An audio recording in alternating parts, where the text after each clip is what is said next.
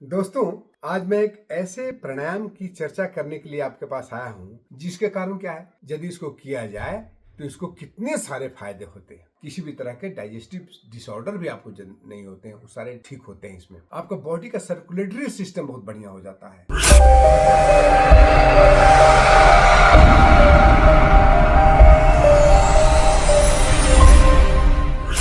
दोस्तों, आज मैं एक ऐसे प्राणायाम की चर्चा करने के लिए आपके पास आया हूँ, साथ साथ में उसका क्या क्या फायदे हैं ये बताऊंगा।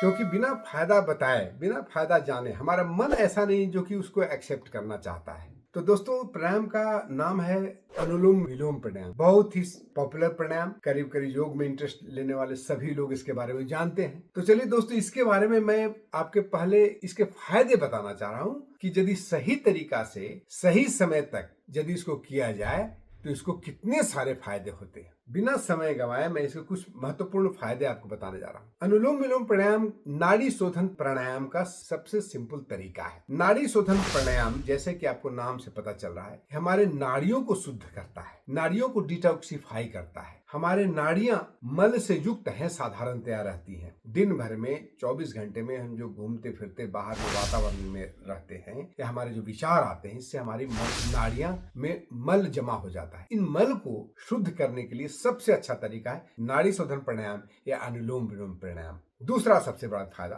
कि हमारे जो सभी जो ब्रेन के दोनों हेमिस्फीयर है, दोनों को एक्टिवेट करता है। राइट लेफ्ट नॉस्ट्रिल से जब श्वास का आना जाना होता है तो हमारा लेफ्ट ब्रेन एक्टिवेट होता है, और राइट से जब होता है तो राइट ब्रेन एक्टिवेट होता है। और इसे हम राइट नॉस्ट्रिल यानी इसे हम सूर्य नाड़ी कहते हैं या पिंगला नाड़ी कहते हैं, इसको इड़ा नाड़ी या चंद्र नाड़ी कहते हैं। ये कूलनेस का प्रतीक है। और हमारा लेफ्ट हेमिस्फीयर जो ब्रेन का है, लेफ्ट ब्रेन जिसको कहते हैं, हमारा राइट अंग को कंट्रोल करता है, और राइट ब्रेन जो है वो लेफ्ट अंग को कंट्रोल करता है। ये दोनों अंगों को बैलेंस करने में इस अनुलोम विलोम प्राणायाम का बहुत ही जबरदस्त रोल है। इतना ही नहीं, ये हमारे ब्लड प्रेशर को कंट्रोल करता है। ब्लड प्रेशर को न तो ज्यादा होने देगा न तो कम होने देगा। ये दोनों high blood pressure, low blood pressure, दोनों के लिए बहुत ही प्रॉपर प्राणायाम है। ये हमारे बॉडी में जो हम श्वास लेते हैं तो इसमें ऑक्सीजन पूरित रहता है। नॉर्मली हम अपने फेफड़े का इस्तेमाल कितना परसेंट करते हैं? 25% तक मैक्सिमम यदि हम नॉर्मल ब्रीदिंग करते हैं, एक स्वस्थ व्यक्ति करता है तो 25%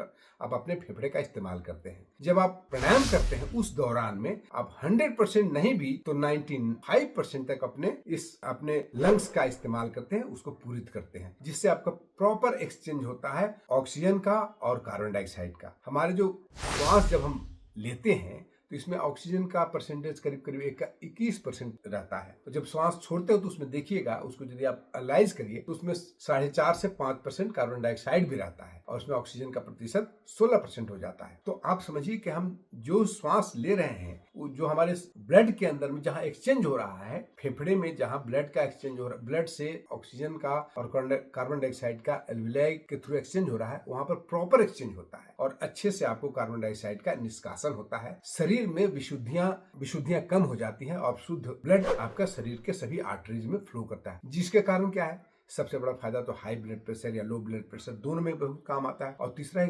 कार्डियोवैस्कुलर हेल्थ, यानी हृदय के सारे रोग ये दूर होते हैं। देखिए, हृदय रोग में यदि कोई भी एक प्राणायाम किया जाए तो वह है अनुलोम विलोम प्राणायाम। ध्यान रहे, इसको करने का तरीका प्रॉपर होना चाहिए, जो कि मैं आखिर में बताऊंगा। पहले मैं आपको इसके फायदे बताता हूँ। नींद के लिए बहुत अच्छा प्राणायाम है। बहुत लोगों को नींद नहीं आती है, स्लीप एपनिया होता है, उसमें ये प्राणायाम काफी काम आएगा। शाम के समय में या सुबह शाम दोनों टाइम इसको जरूर करना चाहिए। कितने देर करेंगे इसके बारे में मैं जब डिटेल में आगे बढ़ूंगा तो बताऊंगा। स्लीप एपनिया में बहुत काम आता है। वात, पित्त और कफ तीनों तरह के दोष इससे ठीक होता है। तीनों बैलेंस होते हैं। शरीर में मैक्सिमम जब भी कोई एक चीज बढ़ जाता है, या तो वात बढ़ गया तो हमारे वात संबंधित रोग, गठिया या इत्यादि जितने होते हैं, अर्थराइटिस और अनेक तरह के हमारे वात संबंधित रिलेटेड बीमारियां, कफ बढ़ गया तो कफ संबंधित बीमारियां, और पित्त हो गया तो पित्त संबंधित यानी एसिडिटी, कब्ज इत्यादि इत्यादि हो जाता है। तो ये सारे यदि आप इस प्राणायाम से ये सारे बैलेंस होता है, यानी आपको डाइजेशन भी आपको ठीक ठाक होता है।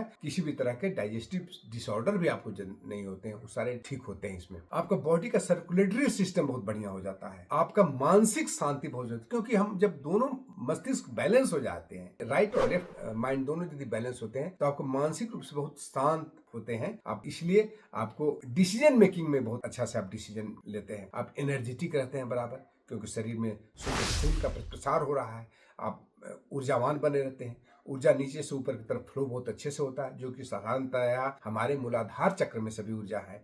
ये ऊर्जा हम ऊपर की तरफ आती है क्योंकि हमारे सभी चक्र इसमें विशुद्ध होते हैं। जितने सारे चक्र हैं उस सारे चक्र आपको इसमें हील होते हैं।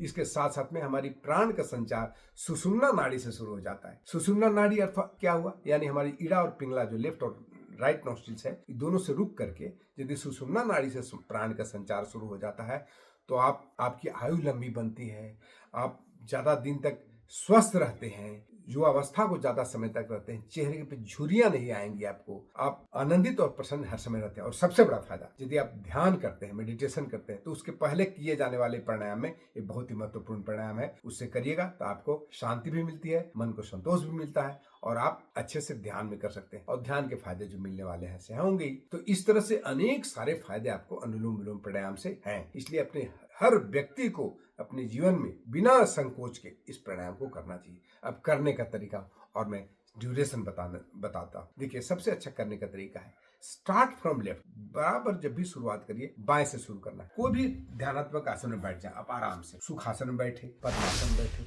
वज्रासन में बैठे, कैसे भी बैठे, आपको एक चीज ध्यान रखना है कि आपकी कमर, गर्दन और सर एक सीध में रहे, यानी आपका स्पाइन सीधा रहना चाहिए।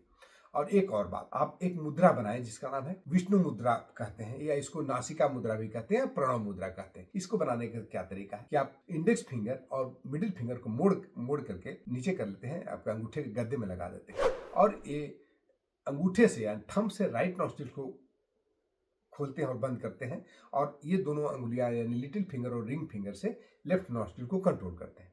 तो इस तरह से इसको बारी बारी से करना है। Start from left. लंबी गहरी धीमी श्वास लेना है और लंबी गहरी धीमी श्वास छोड़ना है। हो सके तो लेने का समय से छोड़ने का समय ज्यादा रखिए। कायदे से इसको तो 1:2 का रेशियो होना चाहिए। लेने में यदि आपको 5 सेकंड लगता है तो छोड़ने में आपको 10 सेकंड लगाइए। क्यों? इसका कारण है कि कार्बन डाइऑक्साइड का जब हम निष्कासन करते हैं तो कार्बन डाइऑक्साइड निष्कासन करते हैं जो कि भारी होता है, तो उसको हम छोड़ने में थोड़ा ज्यादा समय देना चाहिए कायदे से। तो अब शुरुआत करते हैं लेफ्ट से।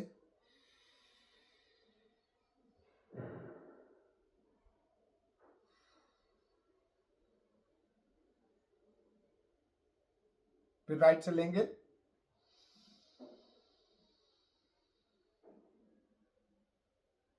लेफ्ट से छोड़ेंगे,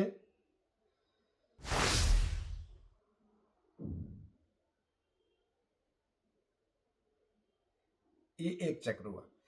ये आप नॉर्मल ब्रीदिंग में यानी बिना अंतर कुंभक के या बहिर्कुंभक के जो श्वास लेते हैं, लेने और छोड़ने की प्रक्रिया करते हैं, यदि प्रतिदिन आप रेगुलर करते हैं तो 80 टाइम्स करिए। लेने मतलब 20 राउंड्स कम से कम करना चाहिए। मतलब लेना छोड़ना फिर लेना छोड़ना, ये 4 बार हो गया।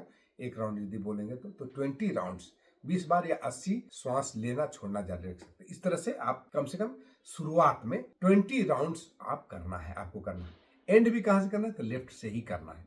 शुरुआत करेंगे लेफ्ट से, एंड भी करेंगे लेफ्ट से। तो इस तरह से हम अपने एक राउंड हुआ, तो इस तरह से आप 20 राउंड्स करना है।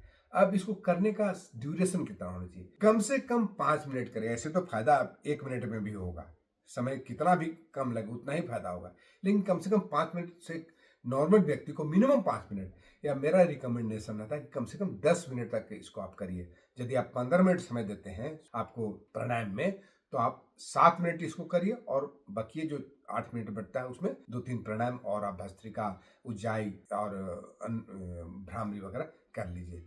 तो इस तरह से आप 15 मिनट में आपको ये 5 प्राणायाम करते हैं। कम से कम इसको 7 से 8 मिनट तो करना ही चाहिए। समय मिले तो ज्यादा करिए।